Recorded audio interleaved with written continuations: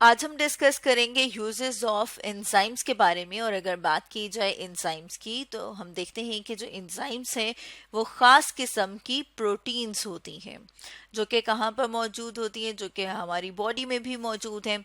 और अगर हम इनके फंक्शन की बात करें तो हम देखते हैं कि किसी भी रिएक्शन को स्पीड अप कर देती हैं, यानी कि रिएक्शन के अमल को तेज़ कर देंगी, लेकिन खुद उसमें इस्तेमाल नहीं होती। इसलिए हम इन्हें क्या कहते हैं? Bio catalyst. बायो क्योंकि ये लिविंग ऑर्गेनिजम्स में मौजूद हैं, और कैटलिस्ट क्योंकि ये रिएक्शन की स्पीड बढ़ा देती हैं। अब अगर हम इनके फ़ायदों की बात करें कि इसके क्या क्या फ़ायदे हैं, तो सबसे पहले हम बात कर लेते हैं फूड इंडस्ट्री में एंजाइम्स के क्या रोल हैं, क्या फ़ायदे हैं। तो जैसे यहाँ पर हम अपने सामने देख रहे हैं गंदुम, कि गंदुम से क्या बनती है? डबल रोटी बनती है। इस अमल में भी बहुत सारे एंजाइम्स इन्वॉल्व हैं।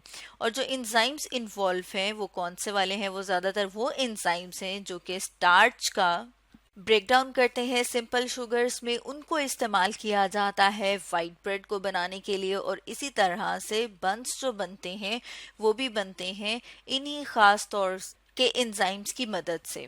इसी तरह से अब अगर हम एक और फायदे की बात करें तो हम देखते हैं कि बहुत सारे जो एंजाइम्स हैं उनको इस्तेमाल किया जाता है बायोलॉजिकल डिटर्जेंट के तौर पे। जैसे यहाँ पर हम अपने सामने डायग्राम में देख रहे हैं कि बीकर में स्पून मौजूद है, और इस स्पून के ऊपर, चम्मच के ऊपर मौजूद है एग योक, यानी कि अंडे की जर्दी। जब हमने यहाँ पर ऑर्डिनरी वॉशिंग पाउडर यानी कि कोई भी आम वॉशिंग वॉशिंग पाउडर यहाँ पर जब इस्तेमाल किया तो हम देख रहे हैं कि अंडे की जर्दी उसी तरह से मौजूद है। लेकिन जब इसी में हमने बायोलॉजिकल वॉशिंग पाउडर इस्तेमाल किया तो हम देख रहे हैं कि अब अंडे की जर्दी मौजूद नहीं है। वो किस लिए मौजूद नहीं है? क्योंकि हमने यहाँ पर जो बायोलॉजिकल डिटर्जेंट इस्तेमाल किया है उसमें ख़ास किस्म के एंजाइम्स मौजूद हो सकते हैं, जिस तरह से उसमें मौजूद हो सकता है प्रोटीएज एंजाइम। अब प्रोटीएज एंजाइम क्या करता है? प्रोटीएज एंजाइम प्रोटीन को डाइजेस्ट करता है। तो इसी तरह से हम देख सकते हैं कि अगर हमारे कपड़ों के ऊपर कुछ ऐसे दाग लग जाएं जिनमें मौजूद हो प्रोटीन, तो उनको साफ किया जा सकता है बायोलॉजिकल डिटर्जेंट को इस्तेमाल करते हुए। इसी तरह से अगर बात की जाए अमाइलेज एंजाइम की, तो अमाइलेज एंजाइम को इस्तेमाल किया जा सकता है डिश वॉशर्स में, या फिर हम कहते हैं कि जब हम बर्तन धोते हैं उसमें जो हम सोप या जो साबुन इस्तेमाल करते हैं उसमें मौजूद होते हैं अमाइलेज एंजाइम। अमाइलेज एंजाइम इसलिए मौजूद हैं ताकि बर्तनों के ऊपर मौजूद जो स्टार्च है उसको वहां से डाइजेस्ट करवाया जा सके और बर्तन जो हैं वो साफ हो जाए। इसी तरह से अब अगर हम एक और फंक्शन की बात करें, सॉरी इस्तेमाल की बात करें, यूज़ की बात करें, तो एंजाइम्स को इस्तेमाल किया जाता है ब्रूइंग इंडस्ट्री, यानी कि जो शराब बनने का अमल है उसमें भी। जैसे यहाँ पर हम डायग्राम देख रहे हैं कि यहाँ पर अगर हम माल्ट की बात करें, यानी जौ से शराब बन रही है यहाँ पर इस डायग्राम में, तो हम देख रहे हैं कि उसमें भी बहुत सारे प्रोसेस इन्वॉल्व हैं और बहुत सारे मुख्तलिफ एंजाइम्स भी इसमें इन्वॉल्व होते हैं। जैसे कि अमाइलेज एंजाइम को इस्तेमाल किया जाता है स्टार्च को डाइजेस्ट करवाने के लिए। इसी तरह से अगर हम यहाँ पर देखें तो हम देख रहे हैं कि फर्मेंटेशन टैंक्स मौजूद हैं। तो हम देखते हैं कि यीस्ट को इस्तेमाल किया जाता है फर्मेंटेशन के लिए, और फिर उससे बियर टैंक मौजूद हैं, और फिर हम देख रहे हैं कि एंड में उसे बॉटल्स में पैक किया जाता है। तो इस प्रोसेस में भी बहुत सारे मुख्तलिफ एंजाइम इन्वॉल्व हैं।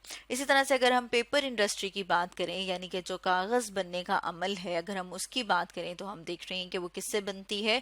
वो लकड़ी से बनती है। अब इस अमल में भी, यानी कि ये जो पेपर मेकिंग है या पेपर इंडस्ट्री है, उसमें भी बहुत सारे मुख्तलिफ एंजाइम मौजूद होते हैं, या फिर हम कह सकते हैं कि इस्तेमाल होते हैं।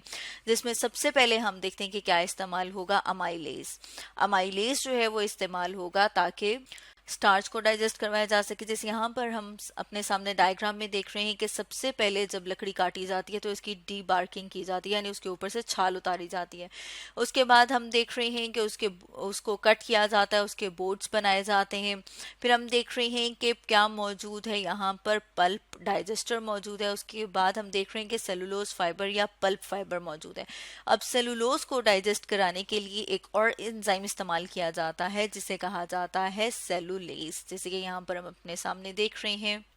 फिर उसकी स्क्रीनिंग होती है, फिर उसे पास किया जाता है पेपर मेकिंग मशीन में से, और फिर हम देख रहे हैं कि क्या किया जाता है, उसे प्रेस किया जाता है, ड्राई किया जाता है रोलर्स की मदद से, और एंड में हमारे पास क्या प्रोडक्ट आ जाती है, पेपर यानी कागज जिनके ऊपर हम लिखते हैं।